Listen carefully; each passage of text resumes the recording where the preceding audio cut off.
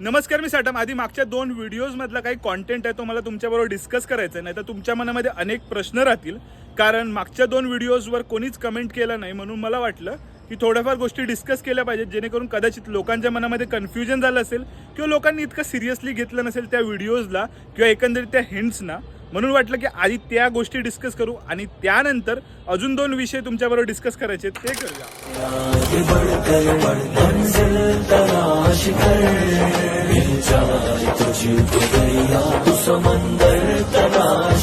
काही कळलं का ह्या व्यक्ती नक्की कोण आहे त्याबद्दलचं? कारण एकंदरीत 26/11च्या बाबतीतला खूप जास्त महत्वाचा दुवा हा व्यक्ती आहे.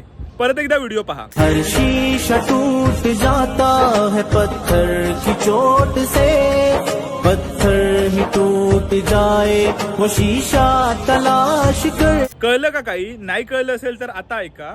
एकंदरीत ज्यावेळेला 10 दहशतवादी इथे मोठ्या प्रमाणावर कर्मकांड करत होती, मृत्यूचं तांडव माजवलं होतं ना, त्यावेळेलाच पाकिस्तानमधल्या कराचीमध्ये एका रूममध्ये 6 लोक बसली होती. ते त्यांचे आका म्हणून ऑपरेट करत होती तिथून आणि इथे त्यांना इन्स्ट्रक्शंस देत होते. जो नजर आ रहा है ना उसे मारो फायर.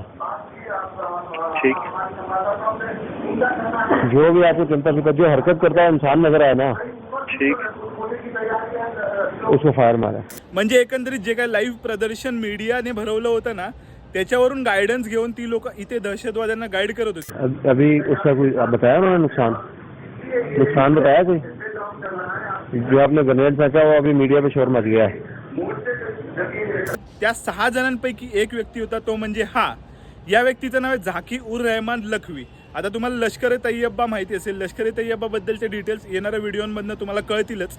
पण ही जी लष्कर-ए-तैयबा म्हणजे दहशतवादी संघटना आहे ना, त्या संघटनेचा हा सरसेनापतीच म्हणा ना. म्हणजे हाफिज सईद नंतर सेकंड इन कमांड म्हणून कोण असेल तर हा झाकी उर रहमान लखवी. आणि ह्याचा हा व्हिडिओ यंदाच 2024 मध्ये सप्टेंबर-ऑक्टोबर मध्ये व्हायरल झाला होता, ज्या वेळेला भारत चॅम्पियन्स ट्रॉफी पाकिस्तानमध्ये होणार होती. ती खेळणार की नाही त्याबद्दलचा एकंदरीत चर्चा सुरू होती. त्यावेळेला एकंदरीत जर यांच्या शहरामध्ये म्हणजे लाहोरमध्ये अशा प्रकारे दहशतवादी खुलेआम वावरत असतील तर भारत का जाईल तिथे क्रिकेट खेळायला? आणि का जायचं?